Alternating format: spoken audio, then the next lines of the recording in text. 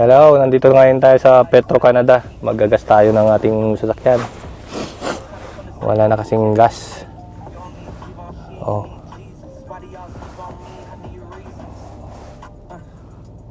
Ayan, wala nang gas. Nakadilaw na. Fuel low na daw. So, kailangan natin magpagas. Gagamitin natin ang ating Petro points. Ito siya. Ito po. May lamang $90.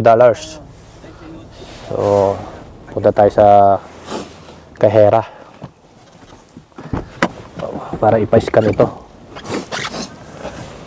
May discount ako ditong $20. Yung 100, 80 lang ang binabayaran ko. Pupunta tayo ngayon sa Kahera.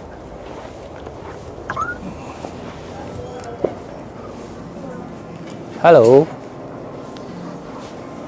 Gas, regular o $90. On 6? Pardon? On 6? Yeah, 6. 60 or 90 regular? Yeah, 90 regular. What's your price?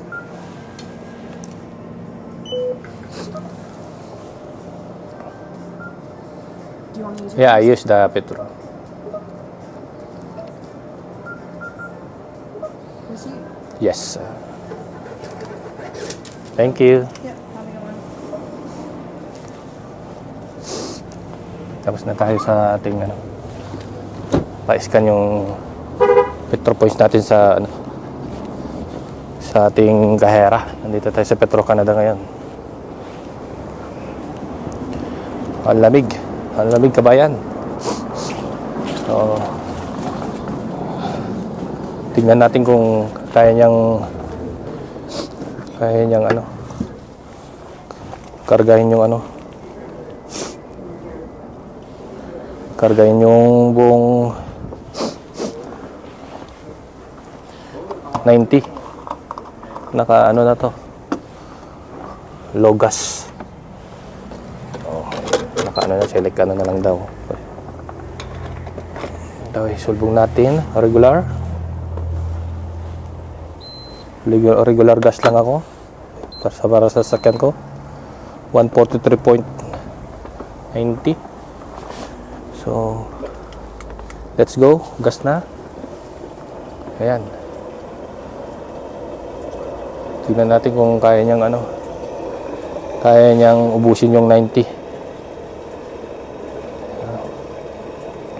Lagay natin dito. Patong natin.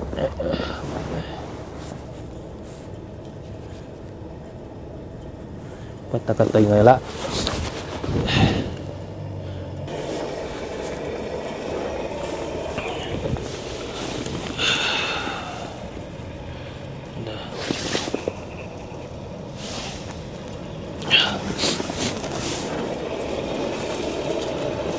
Lamig.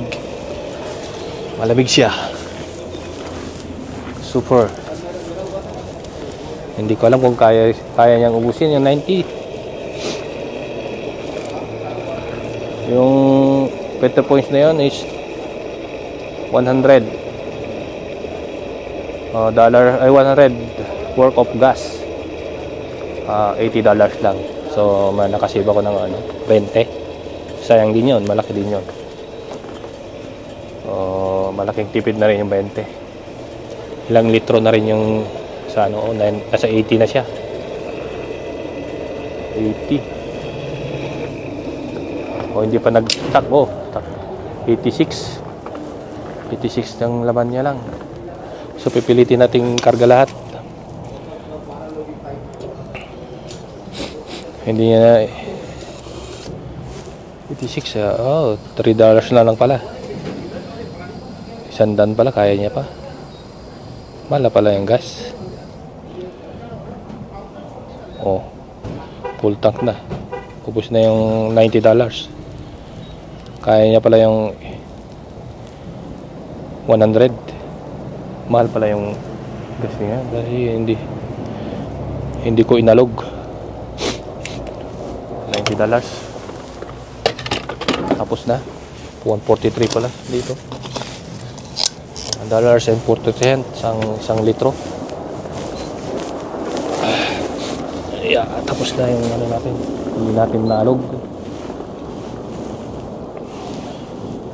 Ayan. $90. Dito tayo ngayon sa Petro-Canada. Petro-Canada. Yan, kung gusto nyong makamura ng gas, 100 worth of gas, $80 lang. Please PM me for more details. Goodbye.